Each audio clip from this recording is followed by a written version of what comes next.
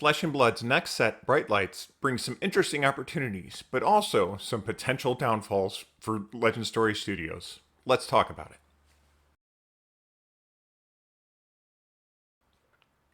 Hi, friends. Welcome back to Nearly Same Games. I'm Neil, and today we're talking about Bright Lights, the next only Mechanologist set for Flesh and Blood. And before we get into it, don't forget to hit that subscribe button. We're slowly making our way to our 1K goal, and I'd really appreciate it if you'd help me out there. All right, so Flesh and Blood's next set is Bright Lights. It's due to come out on October 6th, and it is only a Mechanologist set, which differs greatly from their previous sets, which have 3 or 4 heroes, new heroes in it, of various classes, and the idea of an only Mechanologist set, I think, is very interesting. I really like the idea of the shuffle up and play, where you grab 3 packs and you just shuffle them together, and that's your deck. You just go with that. The reason this excites me a lot is because school just recently started up again. Some of the people in our play group went back to college, and so it gives us a very small group of people to try to fire events with. And the idea of saying that, well, we don't have quite enough people to do a draft, but everybody buys 3 packs and shuffle up your deck, and here you go. That idea is very appealing to me. Keeps some money in the store, and gives us something to play for the night.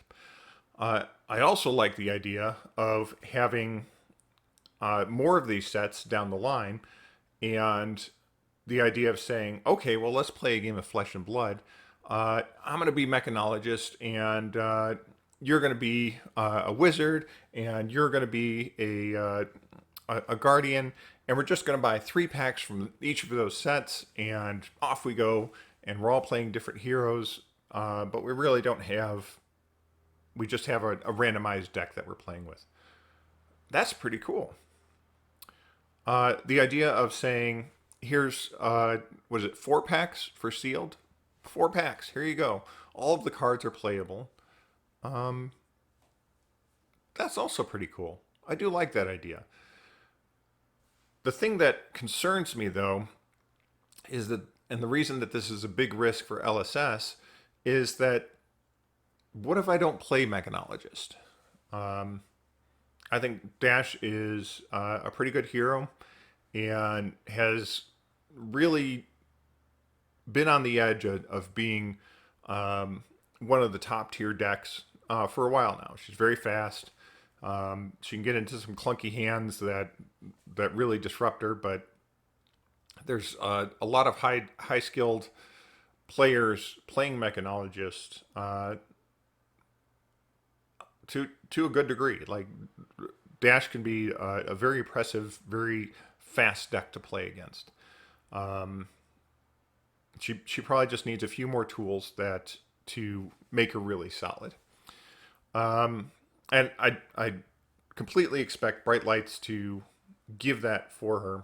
I expect coming out of Bright Lights that Dash is going to have the tools that she needs to be. It's going to be kind of like what where Lexi came from, and just missing a few key cards that really make them great. I would also expect some legendary equipment there. There's supposed to be 7 legendaries in this set. She's probably going to get a piece or two that really just fills in the gaps that she's needed to close out games. And I think all of that's great. But if you're not playing Mechanologist, I have no incentive to purchase this set. There's going to be 3 heroes in this. We assume that one of those heroes is going to be Dash. I don't know if it's going to be the same Dash or a new Dash. My guess is that it's going to be the same Dash as it has been. Potentially a new version of Data Doll that is maybe has a better ability. Data Doll is a fun kind of meme deck, and sometimes can pull out a surprise win when you're one on one. She's pretty much not playable in UPF. If you've ever tried to play her in UPF, you understand where I'm coming from with that. Having 3 cards to block 2 people and then having nothing to do on your turn is just not a good idea. So I'm excited for all these things, but we've seen like Dusk Till Dawn. I don't think had the best sales, and I don't think the serialized cards did what everybody was hoping, or at least LSS was hoping them to do. They kind of looked like other cards that you can get at events. You just pay some money to one of the artists, and they'll sketch out a card for you, and other than that, on the front side, they're cold foiled versions of the cards, but it's not it's not an LSS printed card, which is kind of made the chase a little bit kind of meh. But you look at that set, and if you weren't interested in Bolton, if you weren't interested in Vincent, which I think people will come around to, but she's a new hero that doesn't have a lot of experience yet, and her package definitely isn't as strong as Chains was. We have the Levia players, which there's let's be honest, there's not that many Levia players, and I think she did get some good tools with Dusk Till Dawn, but I think she was the biggest winner there. And then New Prism, which I don't think people have really cracked yet. But if you're not in those 4 characters, Dusk Till Dawn really didn't give you anything. There's the Starstruck, which you bought singles for, and that's about the only other card that really made any kind of impact whatsoever out of there. If you're looking for a Dusk Till Dawn legendary, 5 out of the 8 of the legendaries are under $30 if you want just the rainbow foil. And opening things up, if you didn't get a Marvel, you're probably losing money on that box. Probably. Pretty good chance. Maybe if you got a Levia, there's pretty good chance that you broke even at least on that box. But boxes of Dusk Till Dawn went very cheap very quickly, and I'm afraid that Bright Lights is going to do the same. I think that the people that are interested in Mechanologists will be there day one, and they'll buy a bunch of boxes. And if you're not into Mechanologists, then maybe. I expect the legendaries to drop very quickly. I don't expect. I just wonder how well this new concept is going to be able to weather the storm of poor sales. I don't expect Bright Lights to sell very well. I think that they'll kind of sit on shelves. I think that, like I said, they'll be fun for if you end up over at your LGS and you want to crack 3 packs and go. I think that's a cool mechanic to do. But I think that there's going to be limited amount of people that really want to just buy boxes and crack boxes. And I'm concerned with how well LSS can manage that.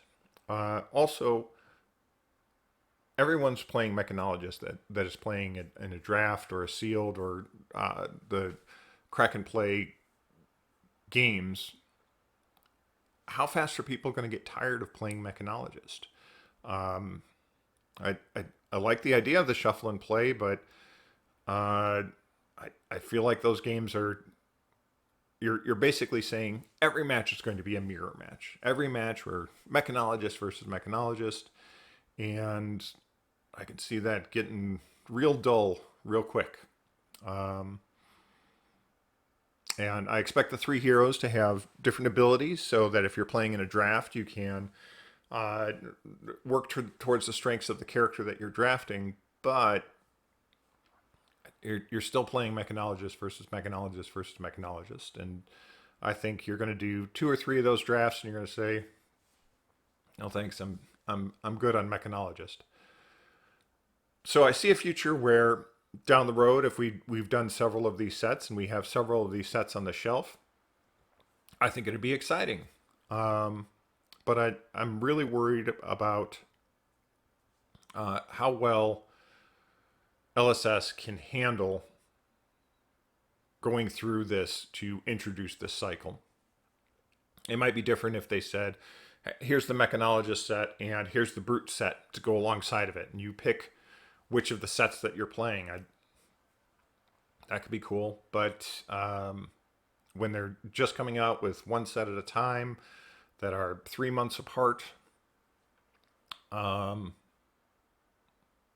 yeah, I think it'll be a very interesting uh, set to release. I expect Bright Lights to have some of the lowest sales out of any sets that Flesh and Blood has produced, and yeah, honestly, I'm just hoping that LSS uh, is strong enough to weather that storm, and we'll see how it goes. Um, but hey, don't totally take my word for it. You disagree with me? Leave a comment below and tell me how wrong I am and how Bright Lights is just going to knock it out of the park, and we're going to have legendaries that are worth, you know, $40 maybe, maybe. Um, but I'm very pessimistic at this point. So until next time, you've been watching Nearly Same Games.